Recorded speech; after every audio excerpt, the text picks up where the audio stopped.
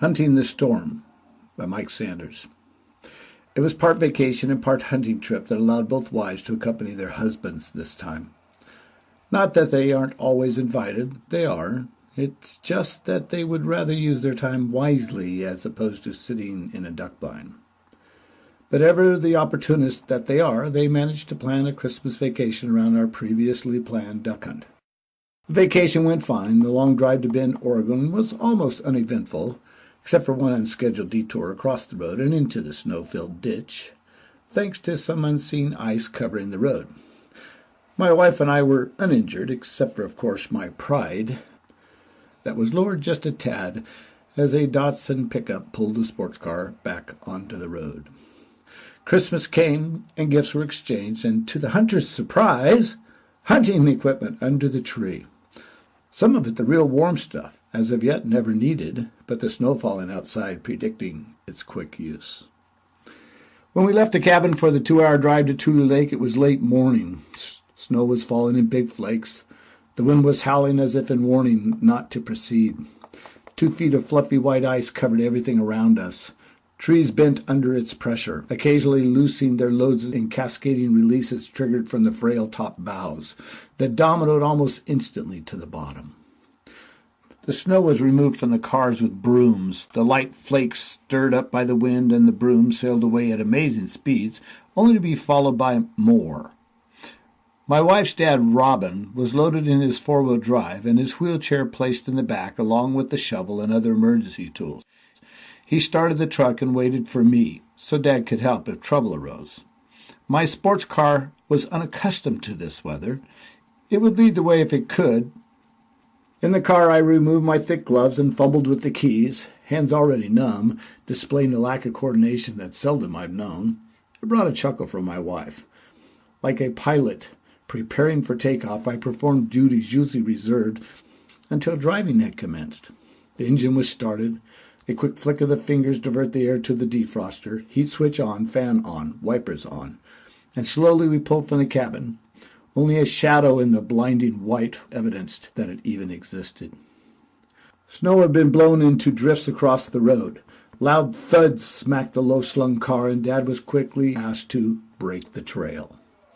A news reporter was cautioning all within his range of reception not to drive, quote, unless it was absolutely an emergency, end quote. His words set a bit more of a chill in the car. Leanne was vigilant in her passenger seat, seatbelt snug tightly, eyes on the road of white. Many times on that highway, Dad left our view as the wind picked up and the snow fell harder, blotting him out. When Mother Nature was done that day, she had deposited 60 inches of snow on Bend and up to 6 feet in the hardest-hit areas. By the time we pulled up to the guide's house, 7 hours had passed and we were worn out. Shell's first words were of the cold snap, quickly followed by an account of the massive flock of ducks that had come down out of those storm clouds to congregate on Tule Lake. A cloud. It was a cloud, he explained. It dropped out of the storm's main flow, and as it lowered itself over the mountain, I knew it was a flock of ducks. His 2 clients of the day were beaming, overwhelmed by what they had seen and participated in. They had debated with Shell about the cloud, which they could see coming miles away and estimated to be fully a mile long and almost half a mile wide. They feared the worst of the weather was upon them and thought it best to get to shore during the storm's lull, seeing as how the storm cloud was advancing in direct line to them. Shell, they said, just smiled and told them, you get ready for the hottest shooting of all time. He even put restrictions on him. No shots closer than 35 yards. Restriction seldom or never heard from a duck guide. Then they saw it. The cloud followed the terrain of the sheepy ridge hills bordering the lake and flowed through a narrow pass between the peaks. It tilted downhill quickly, smoothly approaching the lake. Then it broke up into a mass of ducks estimated to be in excess of 50,000. Shell's .410 shotgun came out. It was a time for practice, as seldom in one's life does a chance to hunt unwary northern birds in such a quantity ever present itself this far south, and he was going to savor it. For some reason, the severity of the storm that we had just battled to get to this place meant little now. Why, we were not even tired. At least Dad and I weren't. Our wives had little respect for what they had just heard. Little did they know they were walking on sacred ground, one in which the Almighty had smiled upon. Instead, they decided to eat, a pursuit I'm fond of, yet in this context it seems somewhat frivolous. Nevertheless, it was their vacation too, so they chose the nicest restaurant in town, and with my brother Phil, who had just driven up, we fulfilled their desire. Over steaks, the men talked of the wonder of it all, eating almost in a frenzy so as to finish quickly and discuss to its fullest the possibilities of tomorrow. The wives think it's awful cold. The men recall hunts, good and bad.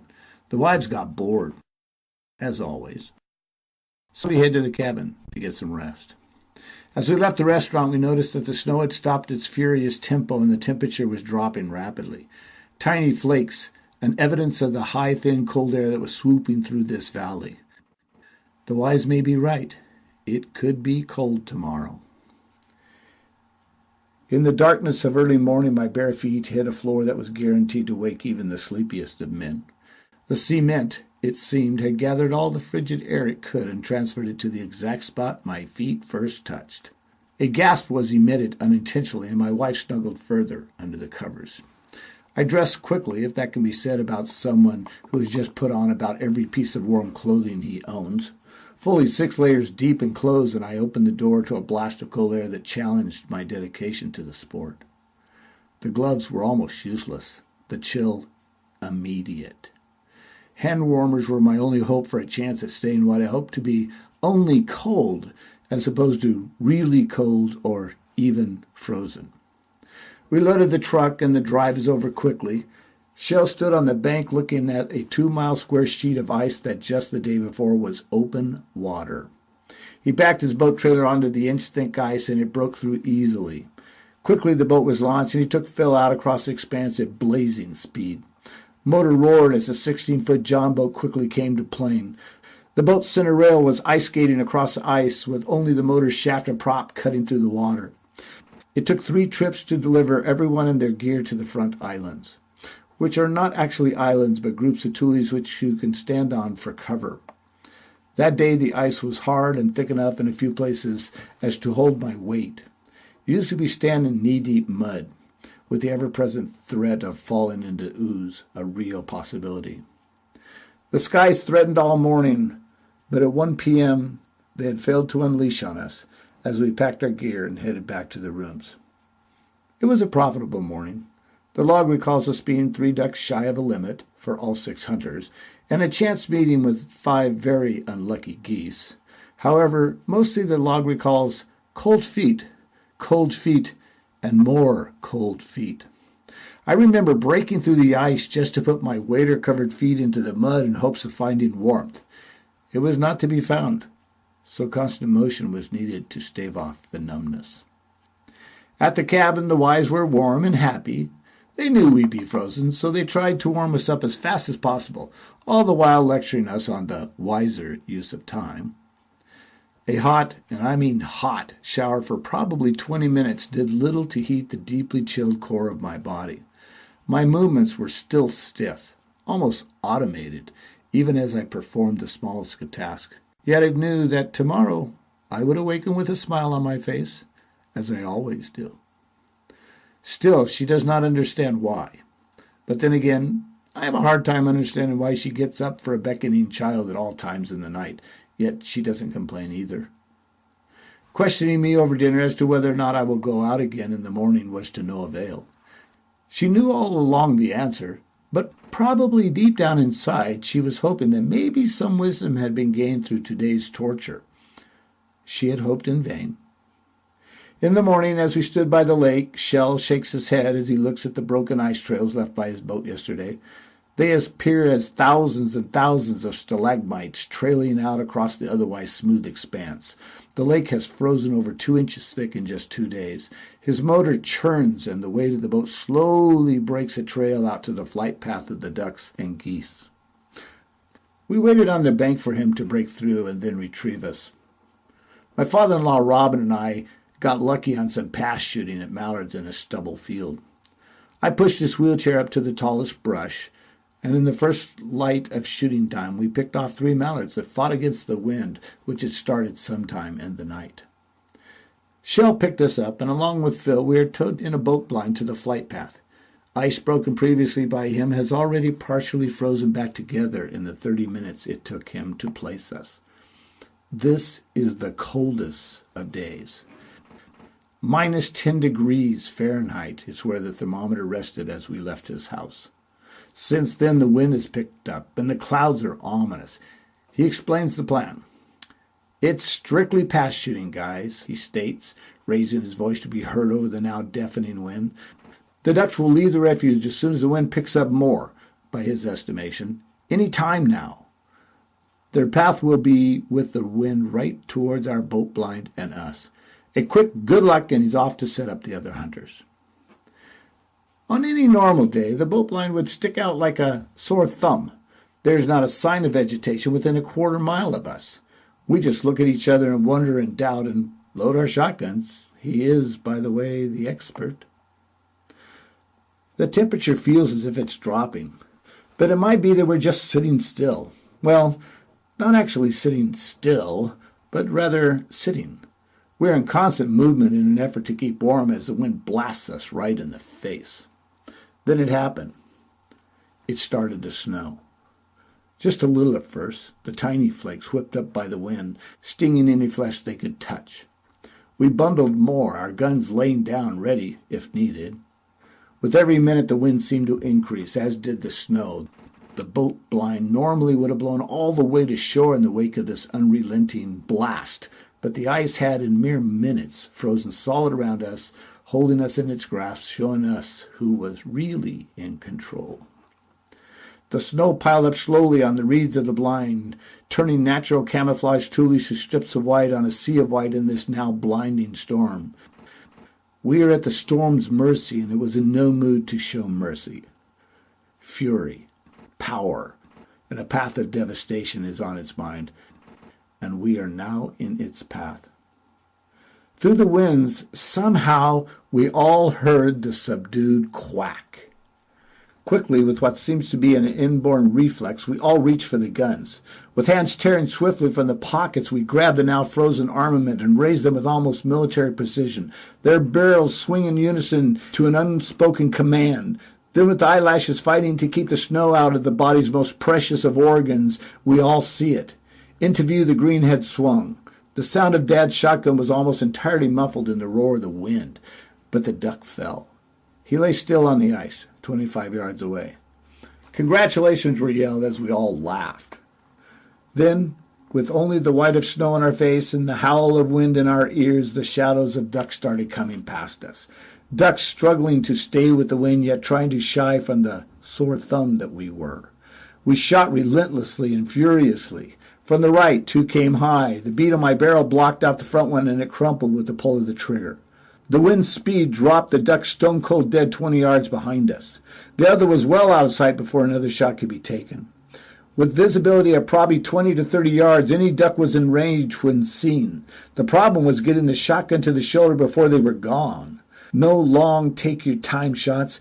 It was a shoulder, the shotgun, pull the trigger, or forget it. Ducks were flying at every angle, including one that almost took off our heads. He came straight in, and no one saw him till he was a mere 10 feet away. It was futility to raise the guns, but raise them we did and watched in vain as he made his instantaneous departure. We emptied the guns and loaded up as fast as possible. Right hands are freed of gloves to expedite loading, but the numbness takes its toll. Stiff thumbs fumble with shells, forefingers hardly able to grip the trigger, much less pull. Eyelashes laden with ice, eyebrows white, cheeks stinging from the continual pelting with what felt like BBs. A box of shells go fast with only a few birds down. It doesn't matter. I'm duck hunting and there are birds to shoot at. Robin reminds me to lead them more. Just how much in a 50-mile-per-hour wind is still a mystery to me. Instinct takes control. Point, shoot, load up, load up. On the ice around us lay 12 mallards. The one shot earliest are mere white lumps on an otherwise windswept sheet of ice. The others are all in some transition from dark natural colors, fast becoming grays and whites themselves. The wind and the snow is still unyielding. The cold has set in long ago. Feet are void of feeling, legs stiff to the point of not being able to stand without holding on. Right hand tingling from cold, the one gloved hand merely numb. Chest cool, face and cheeks froze. Still we shoot at every chance. Many fly by unmolested due to the drawn-out reloading time. Finally I call, "I'm down to my last 3 shells." No sooner had the words left my mouth than a Drake comes in high, and as they all were that day, fast. The first shot was out front, the next straight up. I turn in desperation, and with the third shot, the duck hits the ice and slides to a halt 40 yards behind us. Quickly, I lay my shotgun down, sit with my back to the wind, and huddle my frozen body into a ball. Dad offers me more shells, which I reject. I'm somewhat relieved not to have to shoot anymore. My numb right hand goes looking, searching until it finds warm flesh. Minutes later, I can finally feel it again. My down cap is pulled tight, the hood over the coat draped over it.